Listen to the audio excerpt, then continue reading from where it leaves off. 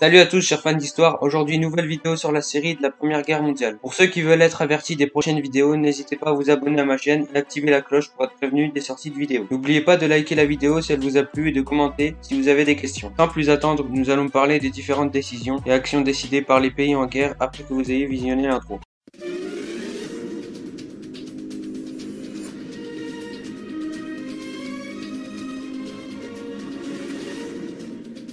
Où en sommes-nous en 1915? On se trouve près du canal de Suez qui sépare l'Égypte de l'Empire ottoman. Dans le dernier épisode, nous avons vu que les Britanniques étaient présents en Mésopotamie avec des forces indiennes pour essayer de récupérer du pétrole de l'Empire ottoman. Face à cette décision prise par les Britanniques, les empires centraux décident de marquer une offensive près du canal de Suez pour couper la route des Indes aux Britanniques, mais ceux-ci sont stoppés dans leurs avancées. Dans le Caucase, après un échec ottoman contre la Russie, le gouvernement accuse le peuple arménien d'avoir soutenu le peuple russe. La moitié du peuple arménien se fera massacré dans cette guerre, qui est maintenant reconnue comme un génocide par plus de 32 pays différents, mais pas par la Turquie. À quelques mois près fut justement une guerre appelée la bataille des Dardanelles dans la péninsule de Gallipoli. Cette guerre a confronté les Ottomans face aux Français britanniques. Ces deux pays déclarant un front à cet endroit, car c'était le seul point de passage qui pouvait les relier à la Russie. Cette bataille se termine par une défaite de l'Entente. Vers l'Alsace-Lorraine, une bataille assez connue commence. C'est la bataille de Champagne. Elle commence le 14 décembre 1914 jusqu'à peu près le 17 mars 1915. Les combats se situent vers Massy, dans la Marne. C'est une bataille qui a fait énormément de morts pour une guerre qui a commencé il y a à peine 6 mois. Je ferai une vidéo un peu plus détaillée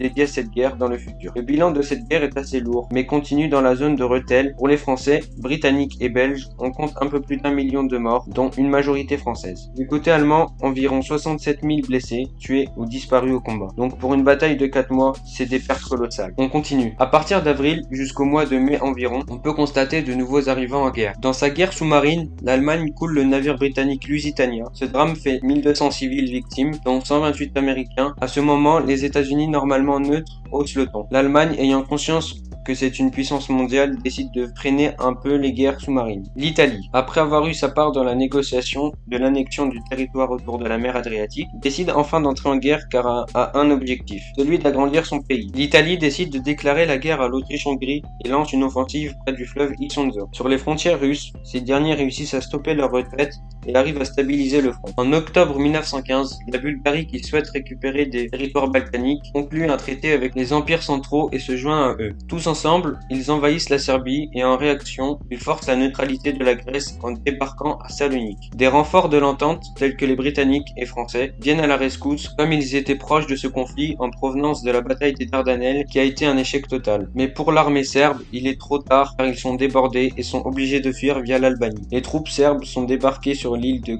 Corfou, d'où seront progressivement amenés à partir sur le front Salonique car les empires centraux les font reculer. La vidéo touche à sa fin, n'hésitez pas à liker la vidéo si vous l'avez aimé. Je vous mets juste en haut à droite la vidéo précédente pour que vous suivez la série Guerre mondiale. Je vous invite aussi à vous abonner et activer la cloche pour être averti des prochaines vidéos. Je vous dis à dimanche prochain pour la suite de cette série.